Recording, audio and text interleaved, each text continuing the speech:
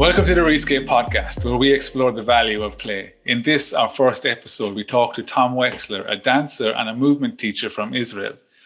We open with a discussion on my personal experience with resistance to creative expression under Tom's tutelage. We discussed the role of metaphor in movement practice, and we also discussed the potential limits to the game-playing mindset. Without further ado, I give you Tom Weksler.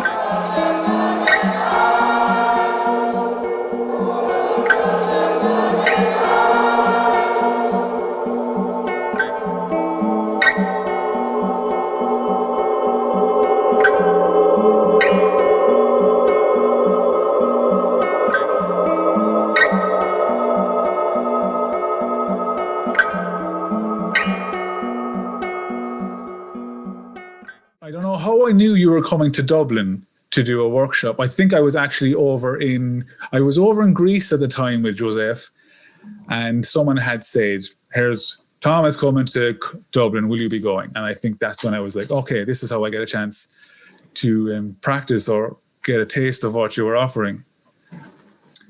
And that was when I had my first movement meltdown.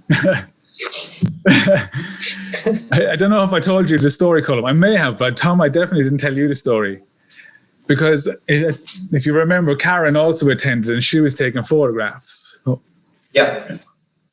And it was a quick drill you offered us at the time. I remembered. I was down the back of the classroom. We were lying on the ground. You offered a movement quality suggestion under the line of, we are under the sea and you are being waved from side to side.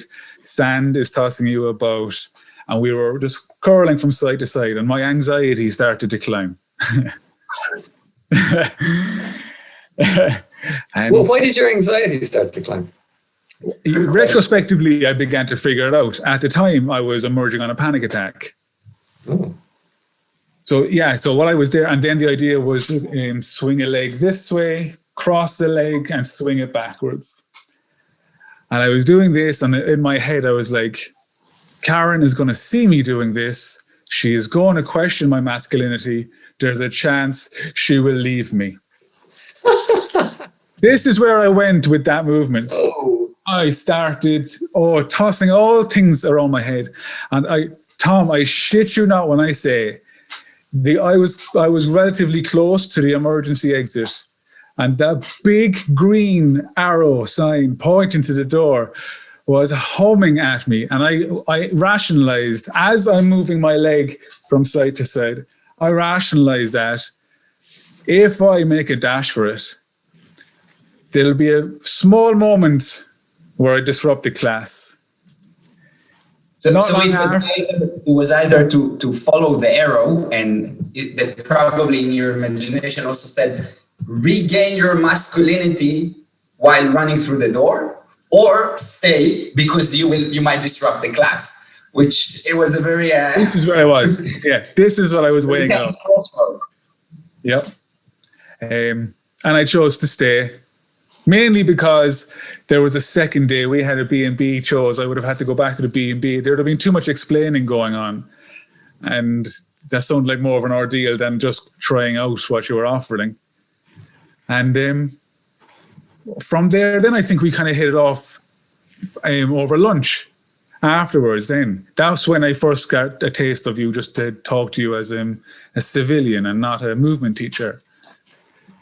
So it was inside this pretty vulnerable position that I made your acquaintance. And well, first of all, thank you for sharing this. This is it sounds like quite an intimate moment. It was, but it's a story that I reflected on quite a bit. I suppose, like you said, this is perhaps 5 years ago. So I've had a lot of time to reflect on it. And I suppose, explore it further. And I did explore it further with you, and movement and all that business in general. So I talked it through a few times with people attending my own classes to give an idea that I was appreciating some of the obstacles they may encounter when trying out something that's quite a foreign concept in that of physical expression. So I think then it's the threads are worn in telling this story, that it doesn't seem like a big deal anymore. Obviously, I don't know you, Tom. Personally, I only know what I've seen on the internet. And so in a way, you're just a series of dance performances to me at the moment, and a series of philosophical writings. So it's fantastic to have you on for the launch of this podcast, which is really about Robbie and my shared interest in, or fascination with, play, broadly defined, and its capacity to I hesitate to say what comes next, because I don't know what play does for people. I don't want to put a label on it. I don't want to say it just rehabilitates them, or it just sets them on a journey of personal growth. It may be completely and utterly useless, and the paradox is the uselessness might be the most useful part of play for some people. But purely by coincidence, because this is the launch of our podcast, this is the inaugural episode, a friend of mine just before this podcast sent me a video. It's a clip from a 1970s, I think, documentary from Werner Herzog about ski jumping. And it's called The Ecstasy of Walter Steiner. And it's about the total commitment of flying down this ramp and then having to just launch yourself at the end. And just, if you do it properly with no doubt and total commitment, you get to participate in the ecstasy of flight. And maybe you'll crash at the end, who knows? But for that moment, you get to see the world from a new perspective. When I was watching you dance, I saw, like, what was amazing to me was that you seemed to be participating in flight without the launch. You were flying on the ground. It was like grounded ecstasy. And I don't know if that rings true for you, or if that's something you'd like to talk more about, but I couldn't get over the fact that you seem to be weightless, but you stay on the ground, you stay in contact with the ground all the time. And I just find that fascinating and mesmerizing to watch. And it's a model of something that I would like to have in my own life. I think that with just like you guys, I many times been confronted with the necessity to explain and define what I do. And I really like the way that you related to it, that there is a certain opening, there's a certain proposition, which is play, but you don't know what comes out of it, what's the benefit. And I feel that every time that I need to define my work, it goes down kind of on this type of line. You know, I can only make some openings, and then people can only experience themselves, which I never know what it will be. You know, just like the result of play. And one of my definitions, one of my openings of what I do is the proposition that I am researching the intersection between consciousness and gravity. So in that sense, to, of course, contextual it, because both gravity and consciousness can also have multiple definitions. Let's say that consciousness is when your mind or your awareness is traveling throughout the body.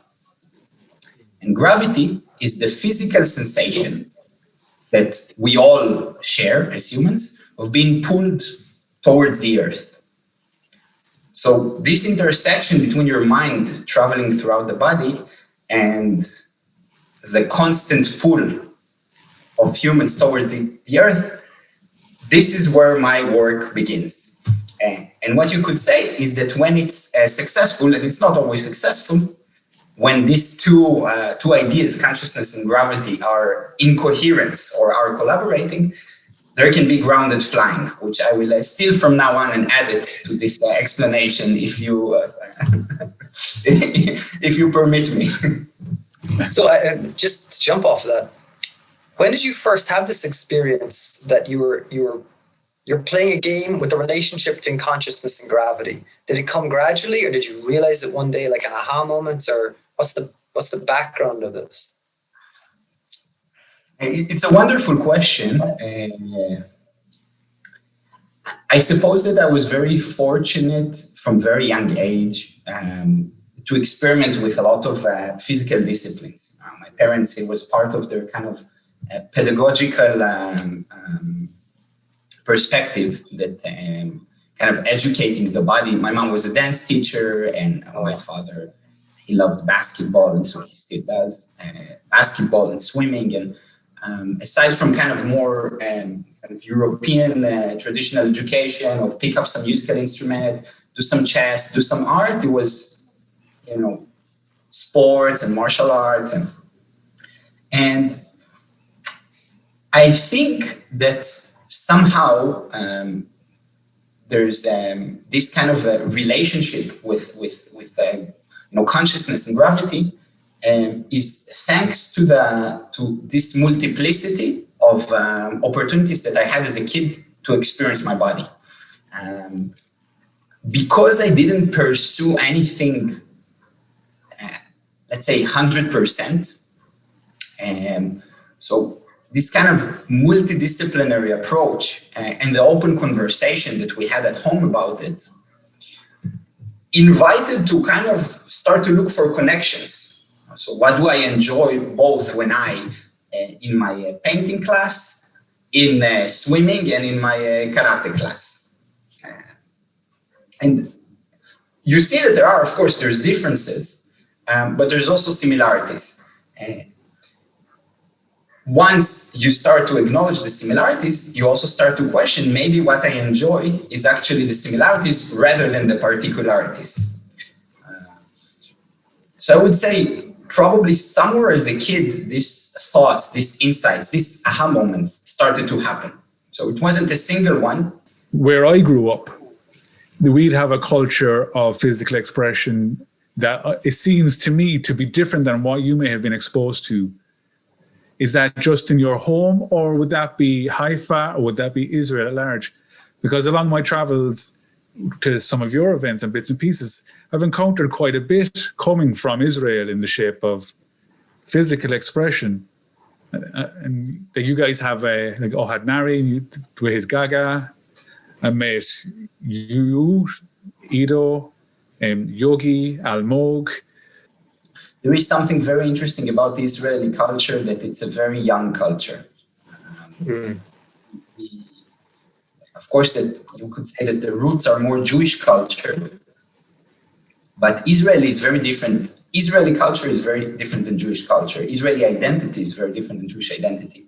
And there is something about Israel that is very, in a sense, it's almost ephemeral. It's very unexpected. The politics, the lack of trust that you have in a system, in structure, creates something that is very dynamic. And I think that this is something that leads to a lot of people to have, let's say, alternative ways of thinking about things that with more strong tradition, there will be less questioning. You could say that this dynamic way of living, when everything can be gone tomorrow or in 1 week or in 1 month, really fits kind of intersection of physical disciplines. It really fits embodiment. It's something that's very easy to sense of people who grew up in a physical environment like this. Again, I think that like the same exact situation that I'm describing is very problematic in other aspects of living. Me nowadays, I don't live in Israel anymore. I live in Barcelona. And one of the reasons is that it's difficult to live with so little trust or so much trust in things that are not so reliable. But in my opinion, this kind of dynamic way of living created a lot of people think and practice movement in a very, let's say, original way, creative way. I never even thought about it before, the idea that Israel could be conceived of as a really fresh, recent, and fairly improvisatory process. Because I think about, ancient history when I think about the Jewish people, and it doesn't occur to me that Israel is a completely unique nationality that just came into being 20 minutes ago, really. And this idea that it reminds me a little bit about this study where they were studying gifted children. So they all had very high IQs. But when they tracked them through life and found which ones became extraordinary achievers, the factor that most mattered was not their IQ, but whether or not they were curious. It turned out that curiosity was cultivatable. IQ can't be increased, but you could cultivate curiosity. And I'm really interested in how you, either through your culture, through your parents, through the various practices you're exposed to your teachers, I don't know if you want to get into Ido Portal, cultivated some kind of curiosity, and that was the real engine of evolution. Like, how do people cultivate curiosity, do you think? It's you describe very well something that I think that is another aspect that kind of makes Israel, be such a strong, like such a peculiar culture. And it's not only a young culture; it's also a young culture that is the core connecting point is faith. Like people who are, let's say, Israeli patriots is a lot based on faith in, and again, and it's very difficult to talk about anything Israel without getting too deep into politics, but faith in religion, faith in the idea of Zionism, faith in the debt that the world owes to these people because of World War II and so on. So there's a lot of faith. And then everything that you want to do, or any way that you want to live that is not necessarily connected to faith, needs a very, very strong counter proposition. It cannot be like, okay, I just, I don't want, for example, in the case of my parents, we don't want our son to have, let's say, too much of a religious education. So we'll just do something that is kind of like, it's a little bit next to it. Now, it needs to be we need to make a U-turn, okay? Modern art, martial arts, science, we have to kind of like, go in a very, very strong counter direction. Which again, and I think that this is a very interesting way to explore creativity, because there's your lack of ability to compromise culturally creates all these changes and all these kind of let's say, existential questions that you need to deal with in very, very early stages of each process that is being formulated.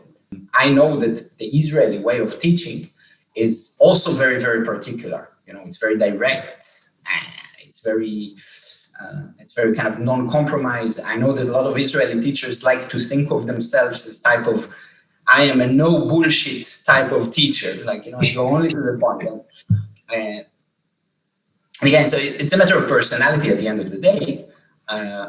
But for example, even if you could say that like the three of us, what the practice that we all share in common is the practice of teaching, which again, and this is a lot of people in other places, could be a little bit, let's say, hesitant with the idea of like, I'm teaching play, I'm writing a book about play, But in Israel, being such a place of extremities, I feel that if I would propose it, there would not be like, it doesn't goes against anything, because everything goes against other things. Okay.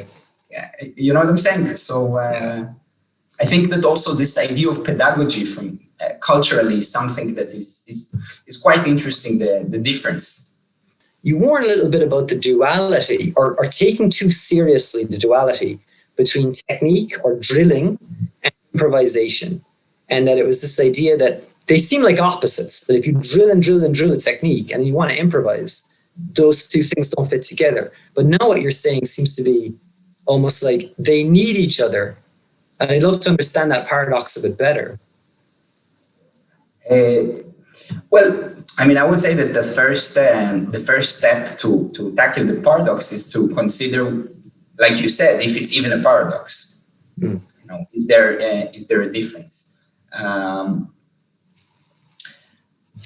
If we are still on the cultural aspect, this for me what led me years later to decide go and explore and find myself in Japan and the art scene and the dance scene in Japan, to have something that is very, very different than the Israeli approach. So if I need to also kind of map some of the ideas, in Israel, it's a very improvised place. But then, for example, in Japan, I learned a lot about the beauty of drilling and the freedom with drilling. You know, and like everything, once you start to practice, paradoxes disappear. The etymology of the word religion, it means religio in Latin means to tie yourself up or to bind yourself or restrain yourself or constrain yourself. And when you ask, like, well, why would you constrain yourself? And the answer is so you can be free. Very interesting. I mean, again, like for example, in Japan, first of all, I didn't know this definition. It already makes my head work.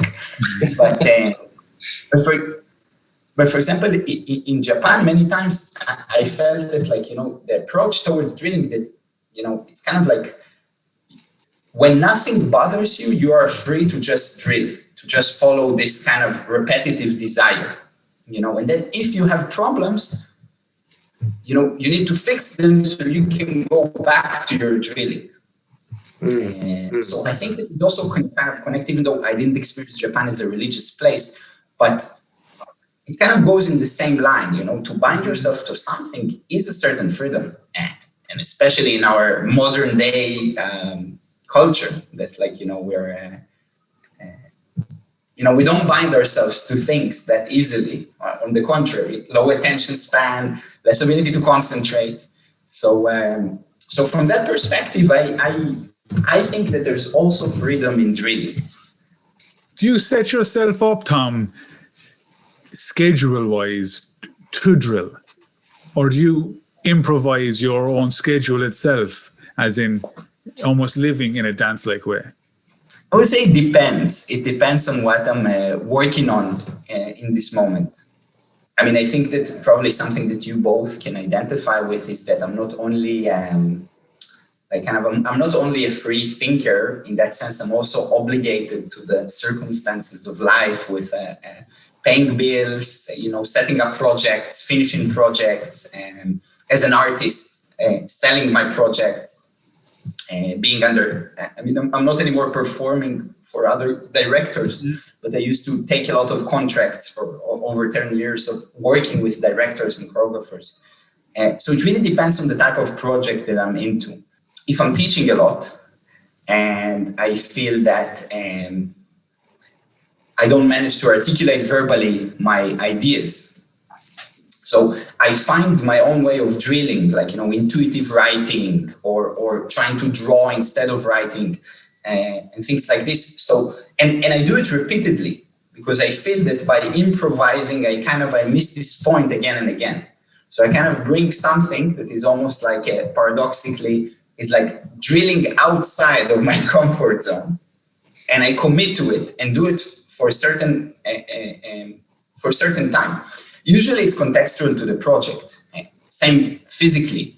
If I'm performing a piece and I feel that at some moment I lose my sensual awareness, or I'm losing my balance, you know, and this is a bit more simple to imagine, then I would sit and think and feel what I need to do to recover balance, you know, and how do I kind of practice it outside of the context that throws me off balance, that throw me off my awareness.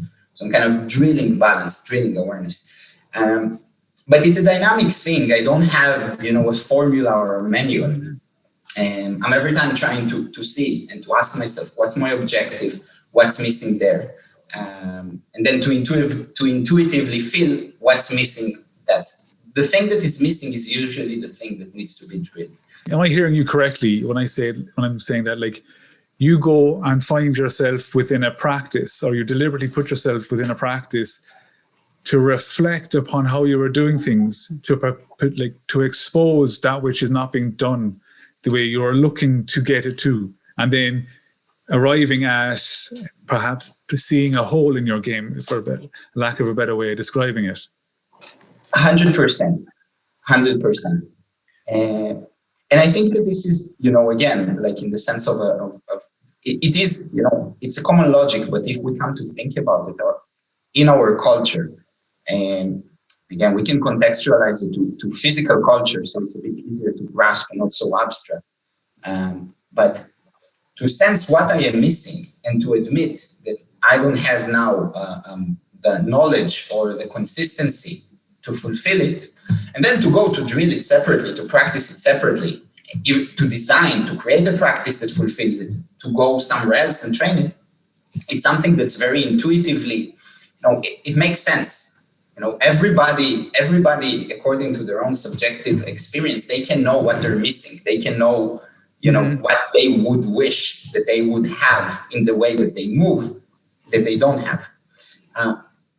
But I guess that nowadays, one of the issues is that we are bombarded with so much information of shoulds that we don't have the space to intuitively think, okay, what am I missing, and how I can create the space and the time to drill this thing that I'm missing, to meet it again and again, and to force myself in a way, force myself sounds like a big deal, but to force myself to encounter it again and again. And I think it's something that it's very easy. It's very easy to do, but somehow nowadays it seems like less and less common in the way people relate to practice. I like the idea, and I think I've heard you say it before, or maybe I'm just looking at how you're conducting yourself and reflecting on what you just said there. The idea that the way we do anything is the way we do everything is something I've always been enchanted by. I think it's a nice expression. I have a funny feeling it's from Musashi. So are you looking at your way of doing a particular thing that you'd like to improve on, and then exposing it through perhaps art and expression, and then using that as a way to practice the way you do this thing may filter into the way you do this thing? First of all, yes. That would be the simple answer. I think you defined it in a very... Thanks. Okay, that'll do. But I have a small kind of, I don't know. I use this quote, and I think it's a good quote to bring up every once in a while. The way you do something is the way you do everything. And it's true that I read it also in the Book of Five Rings by Musashi. But personally, the first place that I encountered this quote was actually by Tom Waits. Okay. And this is important. Why is it important? Because Tom Waits with the character and with the voice and with the whiskey and with the music, then a person like this says it. It made me think, because I'm a huge Tom Waits fan, but it's like this guy is extremely centered. It's not centered in a way that is it's not a poster boy of being centered, but it's very centered in the way that he's very coherent. And I think that the way you do something, the way you do everything is something that more than anything should lead to coherence. Balance is subjective. Emotional content is subjective. So yeah, if I dance and I feel that I'm, outside of my emotional balance, it's not something that is according to, let's say, it's not according to something I read in a book or something that I saw on TV. It's something that is connected to a certain type of intuition, a certain self-reflection. So I think that in that sense, because Musashi, gives me this kind of ideal of a samurai, a samurai and then like painter. And then when you get this precise person telling you the way you do something, the way you do everything, it's very different than Tom Waits that, a little bit crooked, a little bit stumbling. And then he tells you this. It's like, the coherence is what I'm looking for, and not, any attribute, because, and a dynamic coherence. Yeah. Sorry. Since we're talking about musicians, it reminds me of Thelonious Monk, the jazz musician. The genius is the one who is most like themselves. Very nice. It's interesting, Tom, that you heard that expression through Tom Waits, because I was exposed to it from a musical source also. And I only learned of it coming from Musashi because I had it on the wall inside the cafe. And someone came over to me and said, "That's a Musashi quote." And I said, "Oh, is it? I heard it in a song before." So it came from the same source. Well, again, one of the problems of the internet, that you can know anything in 2 seconds, but you can know the wrong answer to everything in 2 seconds. So, all quotes should be taken with a grain of salt. One of the things you talk about is, it seems to be you have a great facility for translating between mediums, so that if you get stuck in dance, you can say, "Oh, I'm going to write or draw my way out of this problem." Like, you can just transpose your thought across these different mediums. And in order to do that, you must have a fair degree of fluency in movement, in verbalizing things, in visualizing things. And one of the things that I'm struck by is, for people that haven't been raised by parents that exposed them to dance or acrobatics when they were young, people who grew up in a kind of movement desert, or they didn't have intellectually playful parents and they weren't really trained to be highly literate or to draw out their thoughts. For people that aren't fluent in any particular language, I guess the question is just like, well, how would a person like that start? It's a beautiful question. I think also it might be that my answer here will strike a familiar chord. I think that the best beginning is metaphors. There is nothing, in my opinion, that can allow.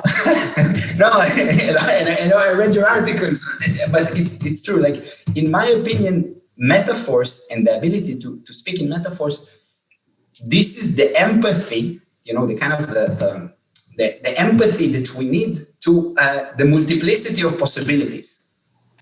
And I think this is the problem more than anything. If we talk about, for example, people who don't have, a supportive education, they're not encouraged to develop their metaphorical thinking and to practice the insights that they get from metaphorical thinking. And the only ability to develop any renaissance in any field is to include a consistent practice of metaphors and a consistent actualization of metaphors. And I really think, every time I try to bring up this topic, I'm being looked at like, again, Tom and his abstraction. But I really think that is much more concrete than it seems. It's contextualized, but it's concrete, and we tend to not do it enough, in my opinion. And for sure, if we talk about pedagogy and education, I think that it's something that should be the base of anything that is creative. There's been times that I've attended your events and I've left knowing something, and then afterwards I'm looking to decode what it is I picked up at this event.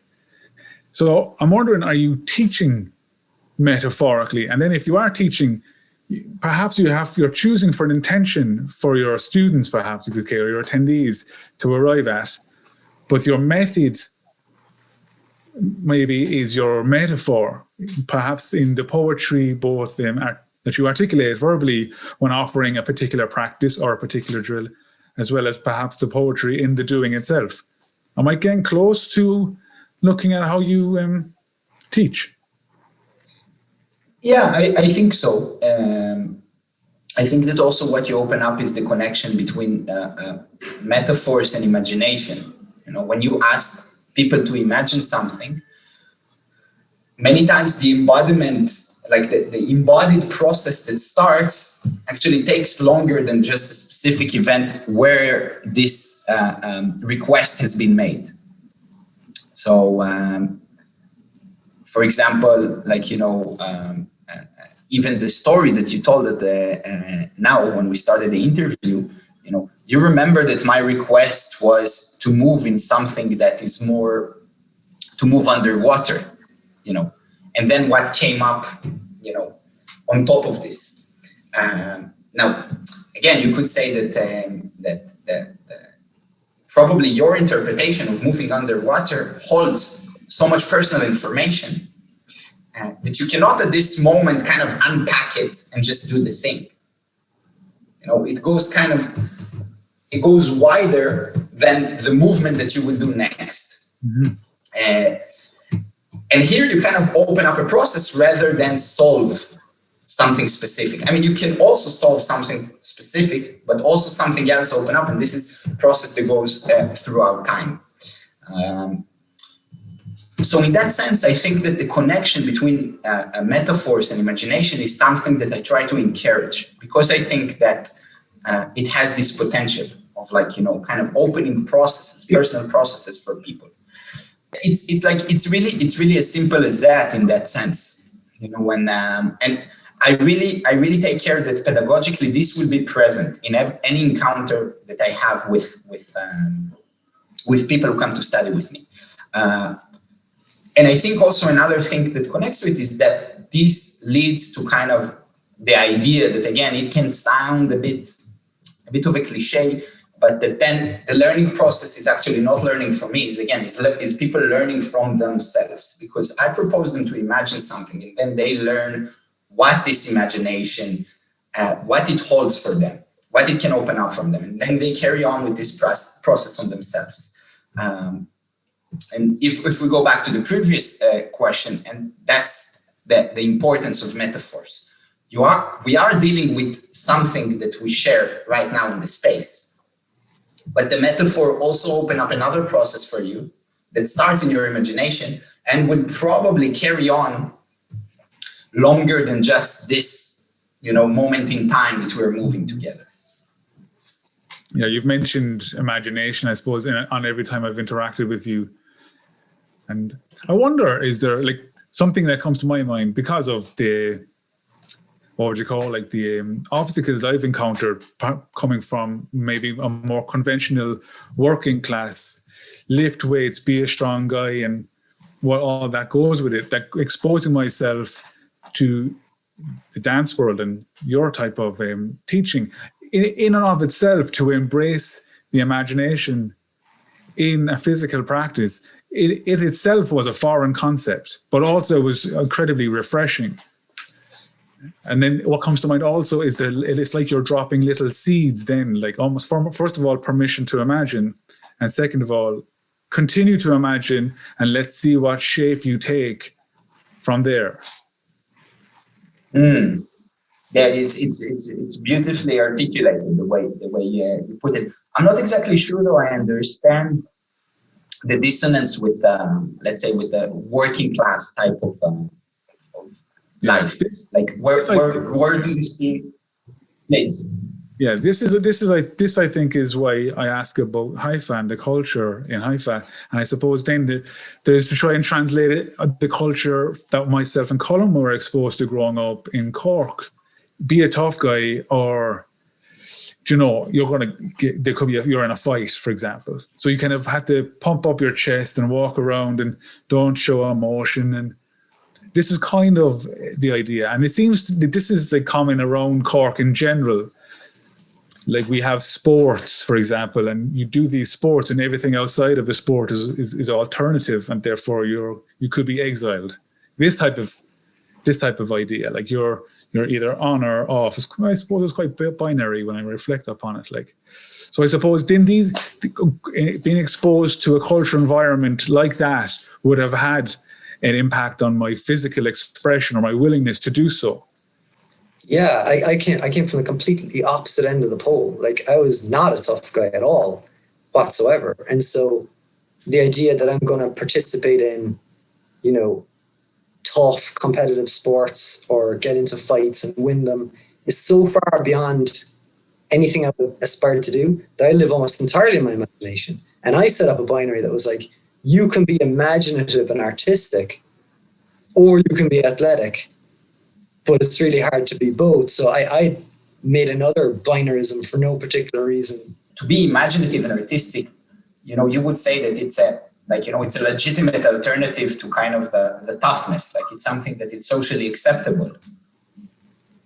Yeah, like I'm asking. It can be. It depends on how it's performed. Like it seems to me, well, I don't want to speak for Robbie or what it was like in Robbie's neighborhood, but I think to be artistic was still a little bit suspect, are you really a solid person, a pragmatic person? Are you going to get the job done? If you're daydreaming, that's the idea of the daydreamer is someone that let them to it if that's the way they are, but don't expect anything valuable from them. And that's why it's striking when you say about the power of metaphor. It's sort of like intelligence incarnate, like the world's best scientists often say that those leaps that are made are always through metaphor. Like to perceive the double helix strand is to make a leap visually and then test it later on. But the imagination always has to be the spearhead that pushes forward. We are very easily being fooled by people who have a single solution to their existence, and following that also to each problem. And here comes the famous saying that, like, if you only know how to work with a hammer, everything becomes a nail. Mm-hmm. So, for example, this idea of strength, and I think it's again, and I go back to this word, it's a desire to express. There is a kind of an inherited desire to express certain physical qualities, certain ways of thinking, and I think it's good. This is kind of the fulfilling one's existence is to express those things, but then to kind of put on the role as the person who expresses this thing. So on a social context, you can be more easily recognized. This is a very difficult challenge. And I think it can come in many forms because, for example, I grew up in a similar context to Robbie, despite the education of my parents. It's like, kind of like, play sports, fight, and again, and it can be sometimes a change of a neighborhood. Like my neighborhood again was a little bit more working class, a little bit more provincial. And I know that 2 neighborhoods down, it was a bit more in Haifa, a place that was a bit more of kids who would go to art school, for example. And the difference can be very subtle, but you experience this tension.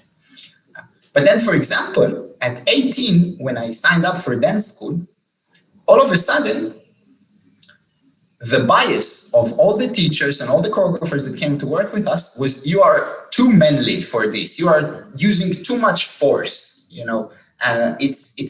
You're tackling it too much. You're going for it too much. It's like, why? So again, there is a different, a different kind of a binary type of division.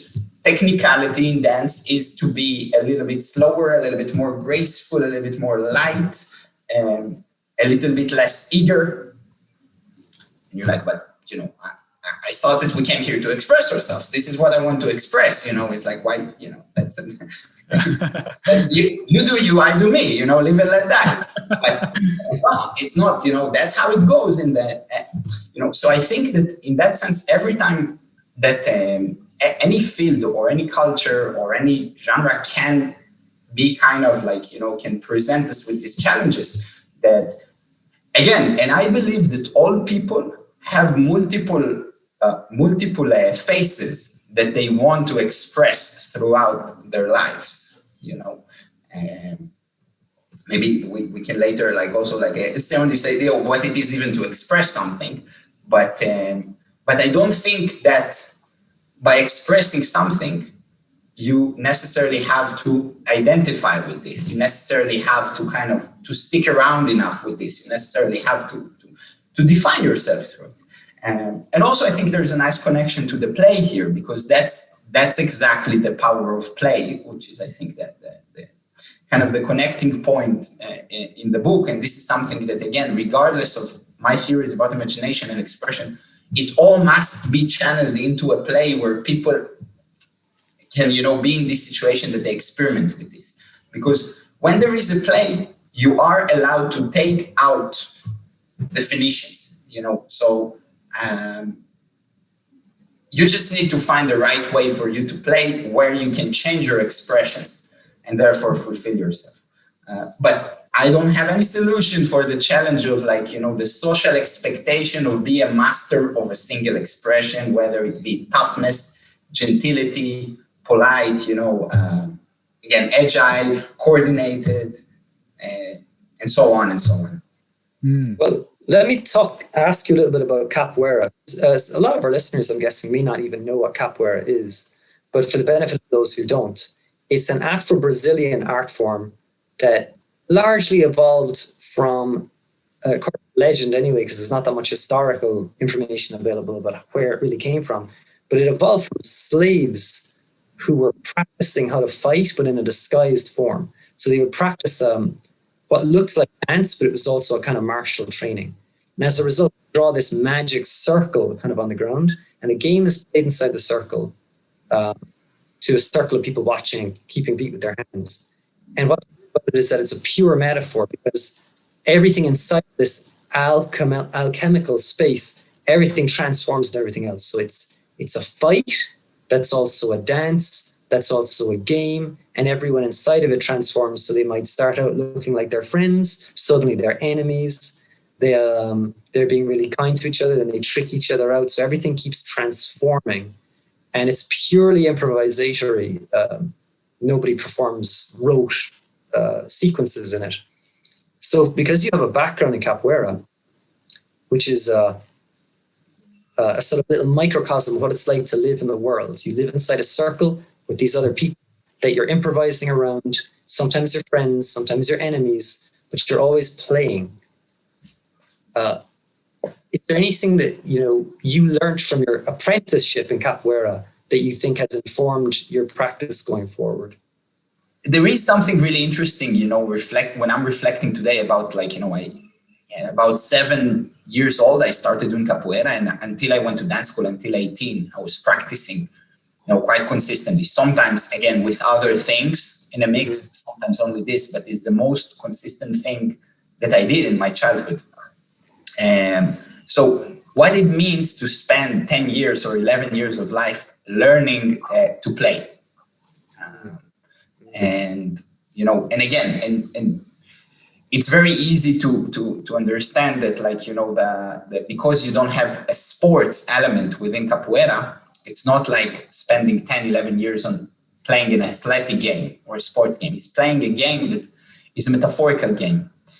So just by, reflecting on this, on spending all this time to play a game, and it takes a long time, when you're a kid, you hear it a lot, that learning how to play and what does it mean. And you're expected in capoeira, in order to be a good player, to have a certain coherence, even though I didn't hear this specific word when I was training, but it's what I would call today coherence, in all the aspects of the game. You need to play a musical instrument. You need to sing. You need to be a good acrobat, to be a good fighter. Good, good in relation to you. To know the history, to be a good dancer, a good mover, so things flow, so things look good. To understand a little bit the psychology, trickery, they have also they say in capoeira that they work on theatricality, but it's quite, I would say that today, from my perspective, it's ridiculous what they call theatricality in capoeira, but without getting too judgmental but it's like supposedly there's also a theatricality, facial expressions, gestures. Yeah. And so on and so on. So I think that this understanding that what it is to learn how to play is to be coherent with all the aspects and be fluent with all the aspects of the game.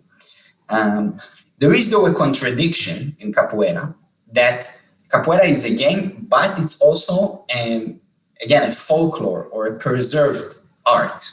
Mm-hmm. So there is only a certain amount of creativity and evolution. Again, you could say also here what I'm saying is arguable, because creativity can also be endless within certain constraints. But one of the important fundamentals, aside from what I said of playing the game, is to preserve a certain time in history. African slaves in Brazil before the end of the slavery there, and everything that is around it. So I think that also here there is an interesting tension that, again, for some people, this tension is very inspiring. But me, for example, today as a contemporary artist, that one of my objectives is to reinvent, the way that I play today is different than the playing capoeira that I did. It is also a play to preserve, if that makes sense. So I think this is really kind of both of this play for so many years and learning how to play that still follows me today, philosophically, physically, and all of this, and this tension between what it is to play to invent and what it is to play to preserve. These two things that I take very close to my heart from capoeira. I think that one of the biggest challenges of embodiment in our era is to keep a certain nomadic body in a world that is so urban and sedentary. Because a story that starts from a trip, like movement, trips is a change, a change of space. And I think that to treat space as something dynamic is something that is more kind of a nomadic way of thinking, which leads to a nomadic way of being and moving. While nowadays, spaces are a little bit more, the function and the definition of the space is a little bit more, let's say, methodical and specific, rather than, something that changes, something that we move through and we leave and we enter, and we move through and we leave and we enter. So, sticking with the idea of space, obviously when you go into a European cathedral, that you're in an engine for awe, and its job is to set up an atmosphere of complete solemnity. It communicates whatever the opposite of playfulness is. This place represents that thing, this pure sincerity. But I remember when I first walked into Robbie's playground, basically his cafe move, what I was struck by was how it was full of prompts, like climbing devices and rings and tatami mats and hard floors and lots of places to kind of pull yourself like a primate through space, so that I don't know if it's the same thing as a nomadic body, but it's sort of saying there aren't any real rules here. There's just a lot of opportunities to investigate and explore. One of the it's very common in dance when people teach. The first thing that they do is tell you, hello, I am this and that. And I danced in this and this and these places. And I studied in this school. Like I worked with this choreographer and dancing. And the way that I start the workshop always is to tell, let's imagine you all came now to my workshop. Not workshop, a place. And that you're all guests in my workshop. And you can imagine any type of art that inspires you, and imagine that I'm an artist of this type of art that inspires you. So I can be a painter, I can be a sculptor, I can be a carpenter. And you came to my workshop to see how I practice my craft and how I create my art. You didn't came to study from a person that did this and this and this and that. And throughout the workshop, I invite you to observe and to try on your own and to play with you, kind of experiencing how I work this craft and how I create this art, and to try on yourself. And I think this was this is kind of my kind of alternative. Because me, I didn't have a beautiful physical space like Robbie had, like Cafe Move Cork, but to make people with their imagination create this dynamic space so they can travel, again, they can travel through this place rather than come and, be seated in front of a hierarchy of informations that actually, locks down and brings the space into a single utility. In my daily life, my two ways to express freedom are through craft and through art. So I think that craft, that this is the skill set, is always limited to what you practiced, you know. But then art is the ability to put your craft in context. So I think that in that sense, levels of craft are very easy to understand, and it goes back to the drilling. You drilled something a lot, you will have a craft. You will have a desire that you can very easily actualize at any moment, you know. But art will be to put your craft in context. This term expression has come up throughout the conversation, and I'm reminded of the fact that you reference in one of your essays or blog posts about Eugene Herrigel's Zen and the Art of Archery. So in that book, for anyone who hasn't read it, he sort of helped introduce the West to the Zen paradox of how do you hit a target without willing yourself to hit the target? Like, how do you let go of the will to will? How do you get past the self and just be the bow and the arrow and the target all at once? So that if there's a kind of no self that you're trying to achieve, what's getting expressed? I mean, this is it's very difficult. Like, you know, the best answer would be to not answer this one. Yeah, right. I would say 20 minutes of silence. Terminating with a gong. Or if it would be in the same room, maybe now I should have done a backflip. But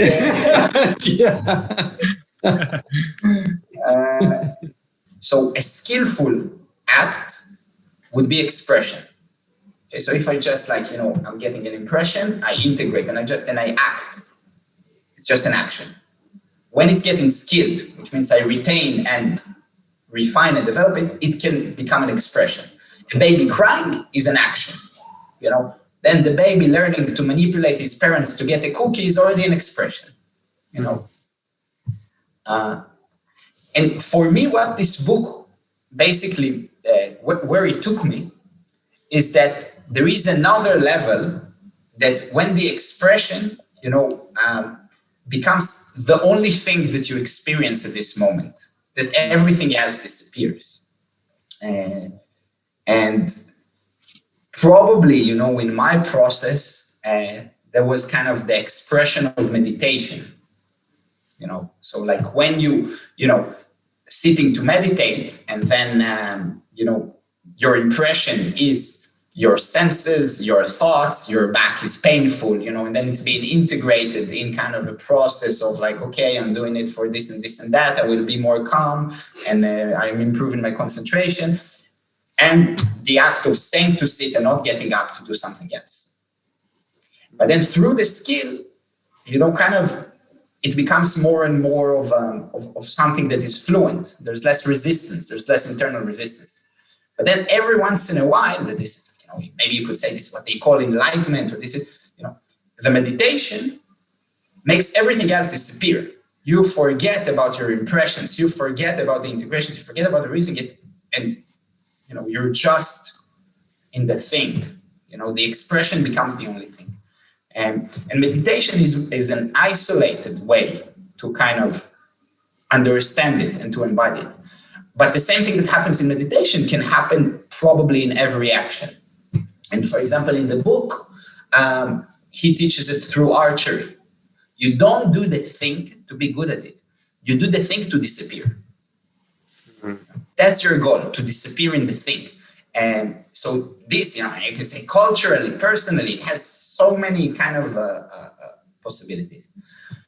The process of, you know, getting it with myself and the process of trying to transmit it when I teach is, you know, is a bumpy road. It doesn't work out most of the times. But when it does work out, it's very fulfilling. The whole thing sounds like you detailed your meditative practice, and it seems like there's an integration across what you're talking about being meditation in and of itself. And if I'm right, I think lately you were experimenting with the idea of the relationship between meditation and play. And how you detailed meditation there with the parameters, is my back sore? Am I going to choose to stay sitting? Am I going to find myself into a more composed state? It's almost like putting parameters around a practice so as to disappear. And similar to designing rules to a game or parameters to a game to have a desired outcome, which could be disappear. For example, I'm going to play the game of sitting with my legs crossed, adjusting myself in real time according to my aches and pains to find a softness, and to perhaps, I don't know, to detail some thoughts on meditation and let go of a thought that I didn't realize I was grasping, and so forth and so on, just setting up a particular game so as to disappear. I wouldn't mind hearing more on what you have to say in relation to what I just laid out there, but also how you could connect. Do you connect play and meditation similar to how I let them out, or do you have something else? Yes, I connected. I also which happens to me a lot. I thought I invented a word for it, and then I realized that this word exists. So it was not. But I give myself the credit anyways, because I know that Oxford Dictionary is not going to mention me, so I'm like, I might as well credit myself. I call it interplay.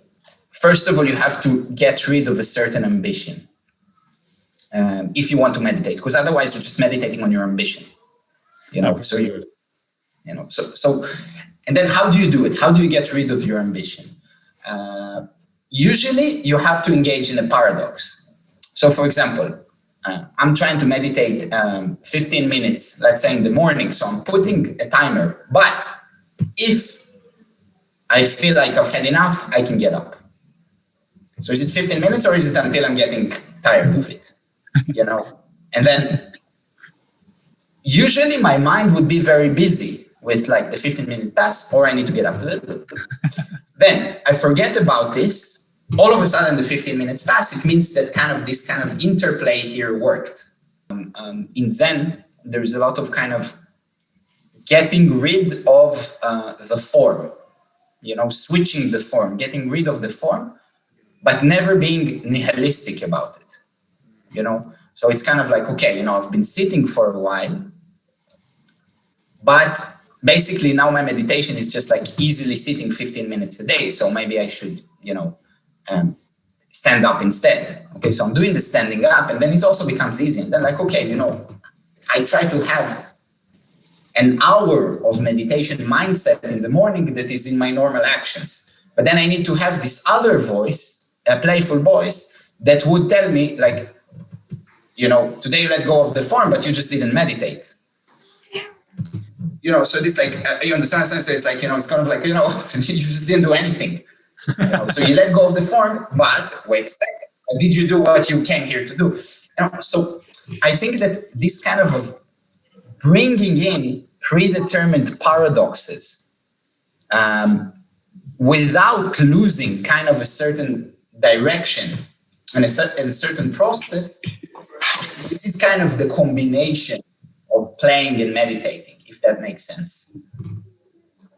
Well, there's an absurdity in play and meditation in that when you meditate properly, you kind of can't do it wrong, because all you're really doing is being present for whatever's happening. Like as you notice that your back is a little sore, let's say, the fact that you're noticing it and you're present in that moment, that doesn't mean that the back being sore is a malfunction or you're doing it wrong, or you're just sitting with the fact that you are that sensation in your back, and then it transforms. As you get more curious about that experience, it starts to transform. And we were talking about metaphor earlier, and the magical power of metaphor to transform any given moment. And what I think is so magical about play, like my kids are just outside playing in the garden.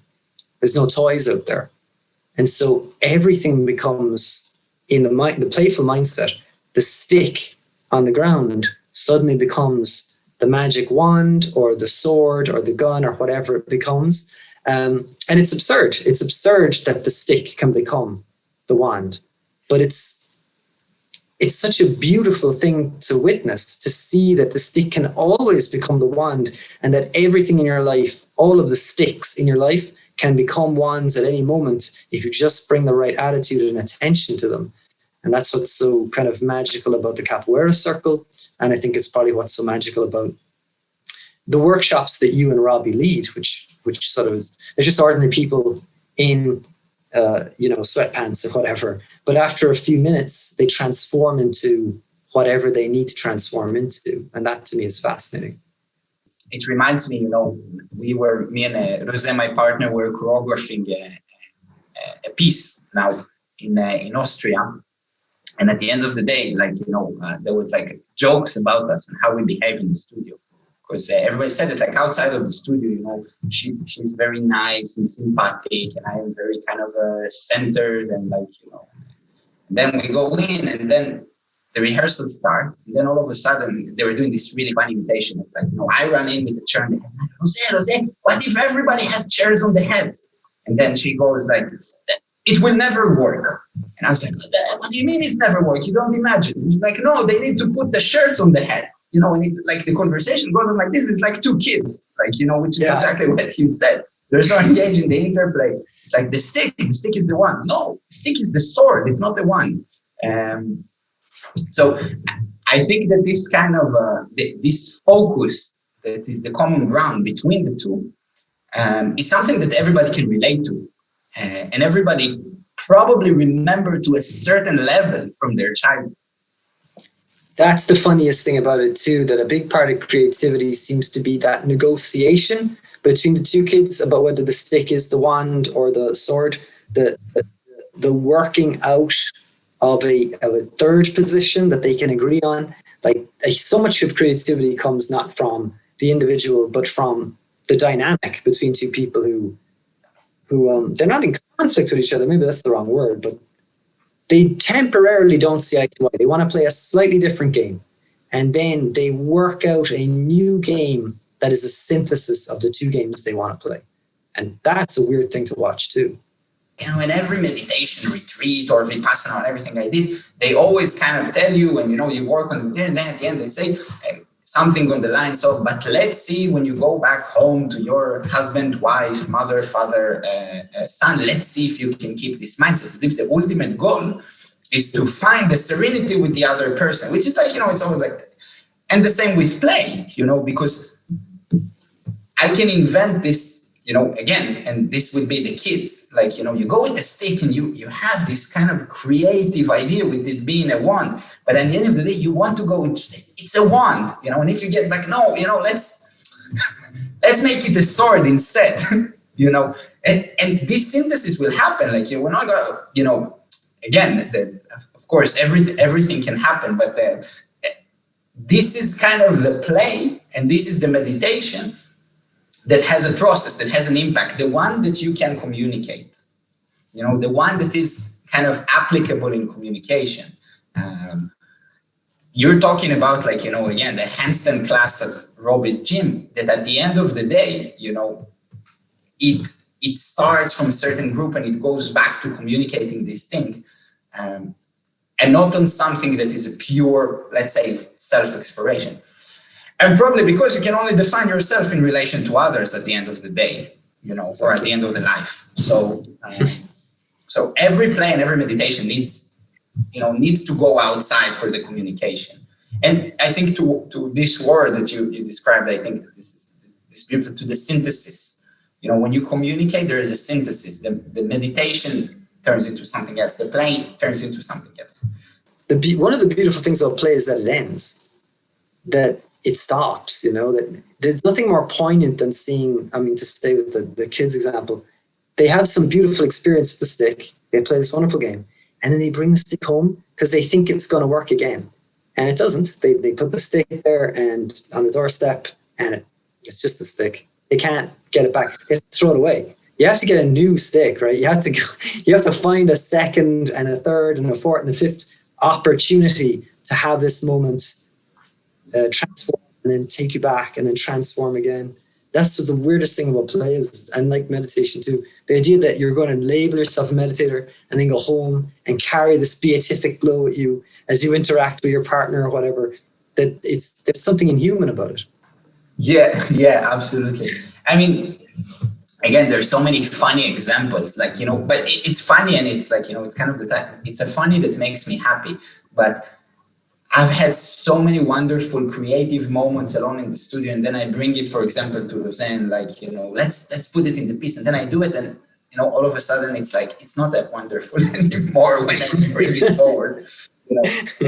Which is really similar to this thing of handstands. I don't know if you know it, when, like, usually when beginners start to be more on the hands, then they succeed something that they thought it's impossible. 3 seconds, 5 seconds, 10 seconds. They go down and they look around, even people who are adults, 30, 40, 50, look at, did you see this? And nobody saw it, And you're like, sorry, nobody saw it. As if the whole point was actually that somebody will witness it, it's actually, which is not, but it's very human.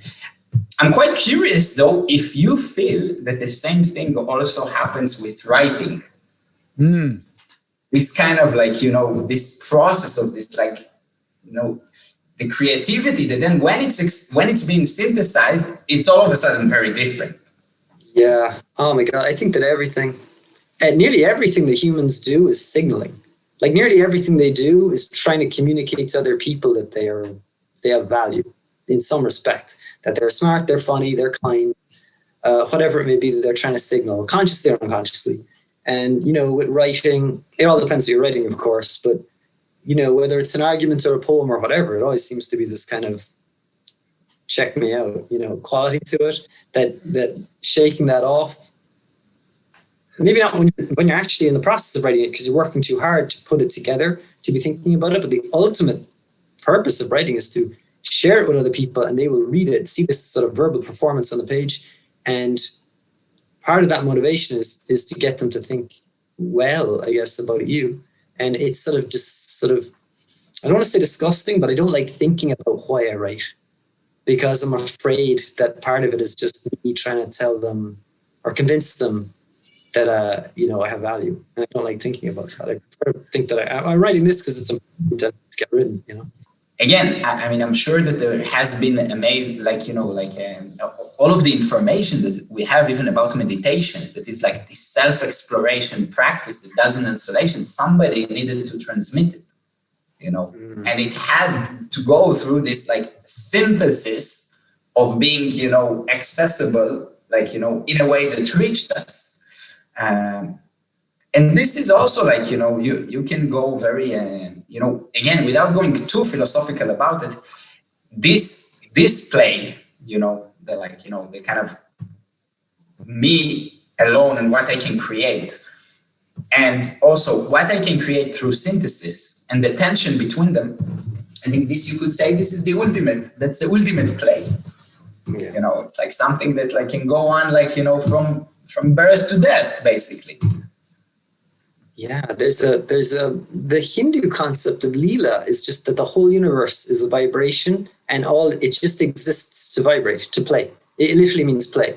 So the universe is just a big playing itself, and that we're being played into existence, and we play with each other, and we just dissipate, and then another new being plays into being, and it just keeps playing through different bodies and different consciousnesses. And it's dizzying and sublime to contemplate, particularly when you forget that might be what's going on, and you go, I've got a job, and I've got to seriously. There's a little bit disconnection between what you say, between the playfulness to something that is almost like stoicism. It's like kind of, if you play, then nothing is too heavy, or nothing playfulness leads to anti-fragility, for me, this is why the meditation is important, because we can talk about this for a very long time. And I think that, for example, the topic that you brought speaks close to my heart as an artist, that when you make something and you're like, maybe I'm just like fake and I just make it for people to think that I'm this and that. This is a good thing to play with. But when you are confronted with death of a loved one, when you are confronted with a serious crisis, And then you hear, like, if you play with it, it's like you understand that it's like, the whole world is just transient and you can just continue playing because you're anti-fragile. Fuck off, Like in this moment, like, it's like there is, like, and I think this is where the meditation comes in, because there's certain hardships that more than to play with them, I want to meditate with them. I want to say, okay, where does it really meet me? What's my empathy? Like what's my sincere compassion, sincere influence, which means that, I could also, something more vulnerable in that sense.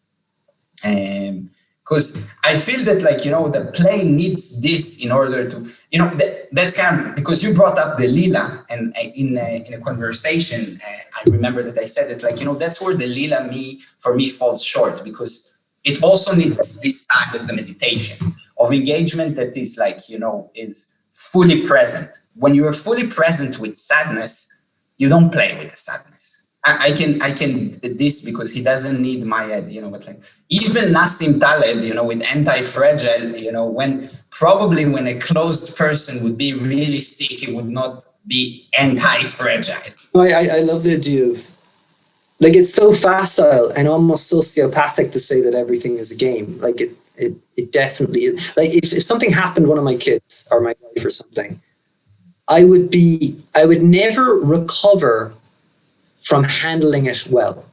Like I would be disgusted at myself if I didn't shatter. And I would feel so much guilt and pain if I didn't feel pain when they broke.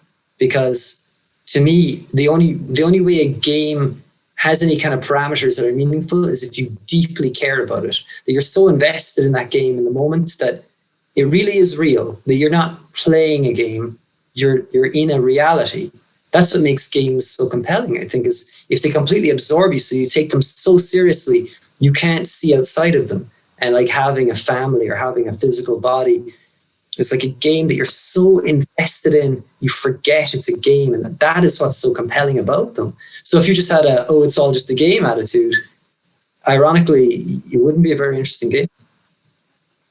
True. And also, like, there is a little bit, we go back to the kids, one of the things that keep them so focused and imaginative and engaged in this place that they do is that they can step out of it anytime, then like, I'm hungry, or I'm sad, or I'm bored, they don't kind of, force it through because they're like, playfulness is.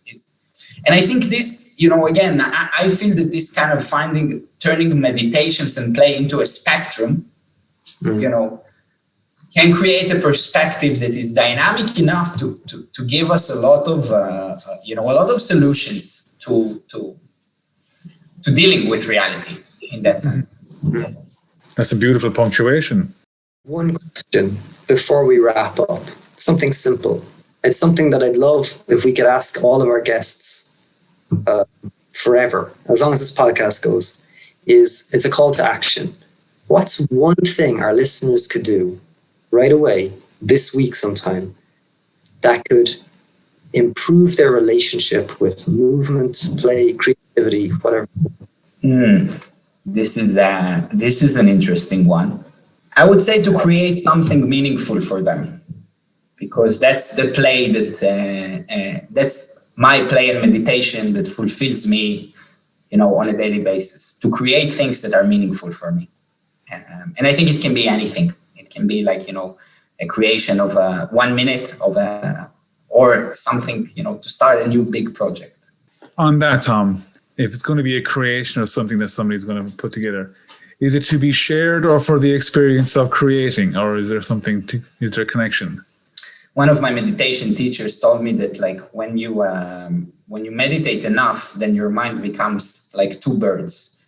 One is drinking water, one is observing. You don't know who is who. So when your mind is like the two birds, I don't think you have a synthesis already. And if you don't feel that this metaphor resonates with you, then it's better to share it with something and, give it some momentum. Beautiful. All right, lads. Tom, that was a fucking pleasure. Delighted to introduce you both to each other. I knew you would hit it off. Yeah, it's been an absolute pleasure. I really thankful for this opportunity, and I'm really looking forward of how your mutual project will unfold. It sounds very exciting. You've already contributed to it, Tom. On that note, will we bid each other farewell? Enjoy your whiskey, Thank you gentlemen. very much, gentlemen. Adios, amigos. Bye. Thank you.